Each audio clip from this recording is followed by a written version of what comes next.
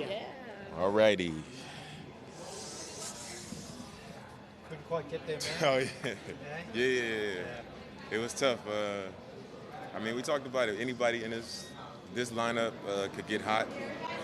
I ain't like my position in this time. You know, I was eighth. They had me going last, so I feel like I was sitting there a long time. But, you know, congrats to Tyler. It was a lineup of great shooters. You know, so history was not made tonight. You didn't get a chance to say where you wanted to go? Like, they just put you in that spot? Nah, they just was like, you won it, so you're going to be eighth. But last year, I didn't think I went last. I think I was, like, right somewhere in the middle, like fourth or fifth. But nah, they just positioned us however. It looked like you put your money ball rack in the corner, too. Yeah. That was different. Usually you have it on the wing. On the wing. I was going to go on the wing, but I was like, I'm going last, so I'm going to put that rack there so I could kind of have an opportunity to make up a lot of ground if I needed to. And it ended up being the right decision. I just needed to make one more. So. It didn't happen for you tonight, but so many times throughout your career, you've just gone unconscious. What does it feel like when you get into that zone and you go unconscious? It's a different feeling. You just feel like the rim is wide as the ocean and everything is going in.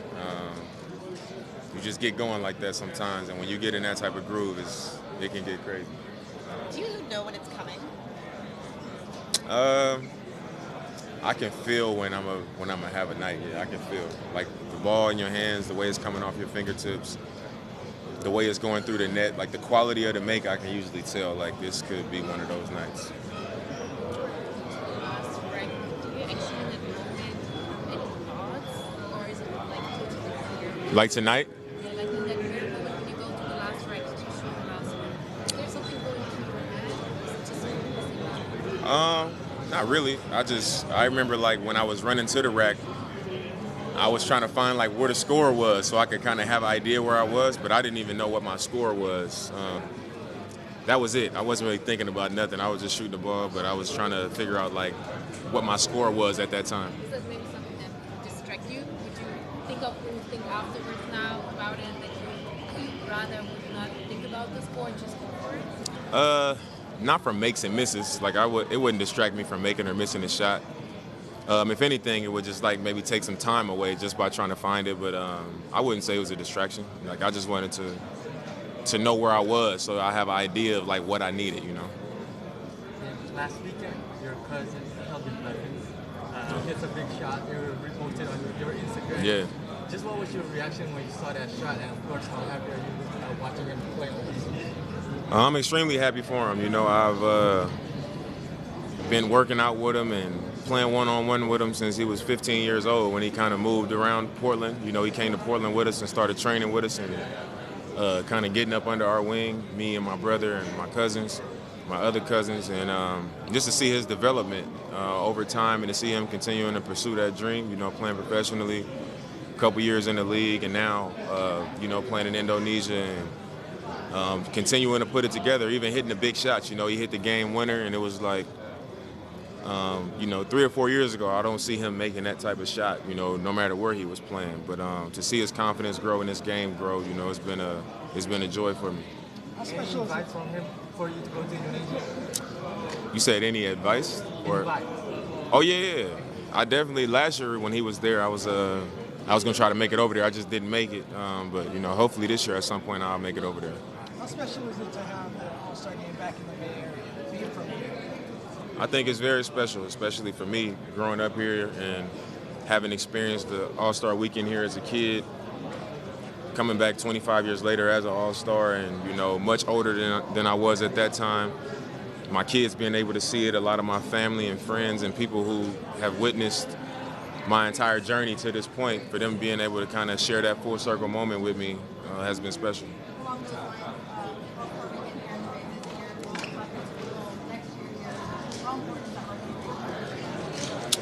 It's extremely important, I think, especially with our professional teams kind of jumping ship. All of the positivity and all of the things that we can get to still come through here, it's a major positive for our city. So I'm excited about all of those things. What was it like to play at Oracle for you? It was a different type of experience for me because I came here as a kid, as a fan a lot. I came to a lot of concerts here. I came to a lot of N1 mixtape tour stuff here. I felt like I was in that building a lot.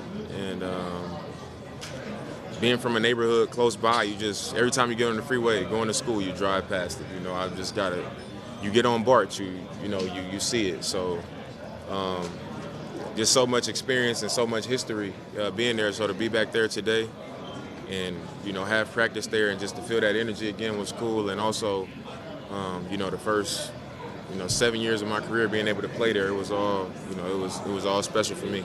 Damn, as a OG now, I mean, you've been coming back here doing all kind of stuff. Yeah. Is it easy for you in a situation like this to just be celebrated?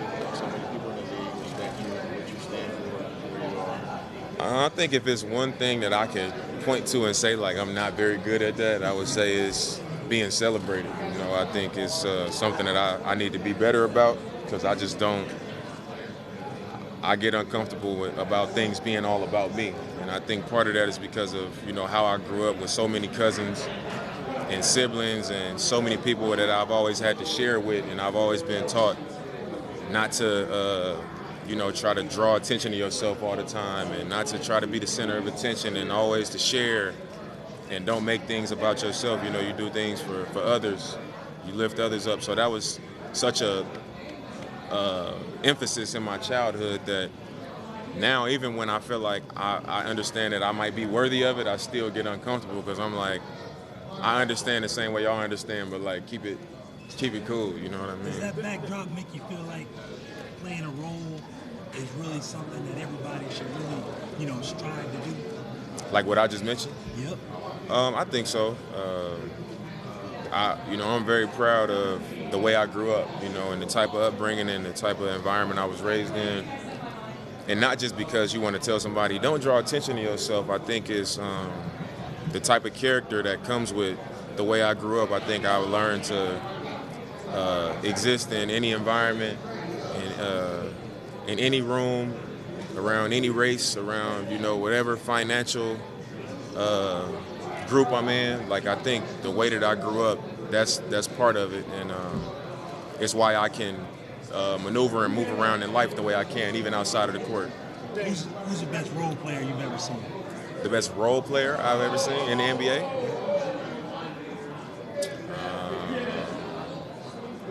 It depends on who you would call a role player. And it could be anybody. That's on you. You could be a role player. I mean, we all play a role, but right. The definition of role player these days, you got to be clear. But if I had to say one, I would say,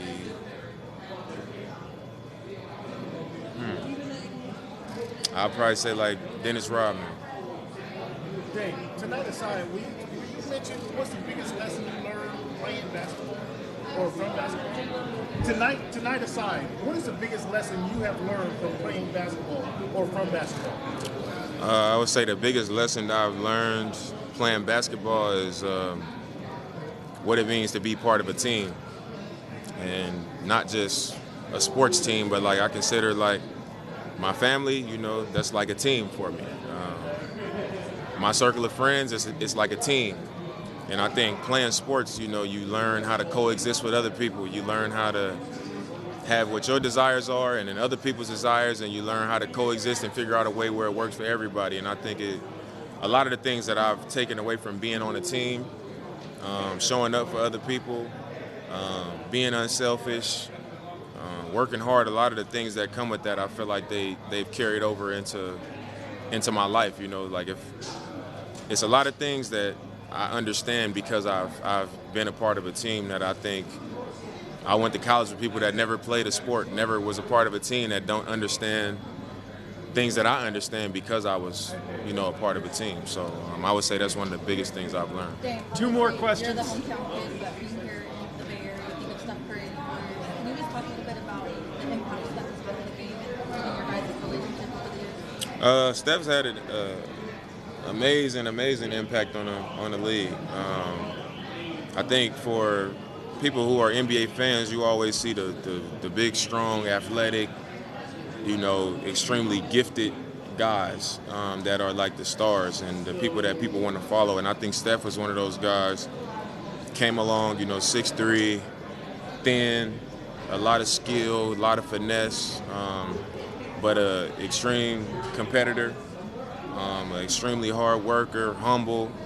You know, comes from a good family, cares about the right things. He lives his life about the right things, and I think that's what makes his legacy so special. But you know, kids, you know, play this game because of Steph Curry now. You know, a lot of people look at him as the reason why they do a lot of things. So me being from here, you know, I think caring about the Bay Area and caring about the city of Oakland, if it's going to be somebody that is going to be an influence and have the type of platform and I guess, yeah, like I said, influence over things, you know, I would want it to be somebody like him. Looking ahead to the second half of the season, you guys made a big move getting Kyle Kuzma. What's it going to take for you guys to make that push to the finals? I mean, when I'm around our team, on the floor with our team, and even when I look at our team on paper, I think that we're as good as anybody. You know, when we're on point and when we're together. But I think the number one thing for us is going to be our health. We got to be healthy, and we got to be on the floor together so that we can, you know, get things completely figured out, and then we got to do it for a longer period of time. And I think once we do that, we'll start playing our best, and then we just got to be healthy going into the playoffs. And then I like whatever situation we land in if that's the case. Thank you, everyone. Thanks, Damian. Hey. Does this feel like your All-Star game?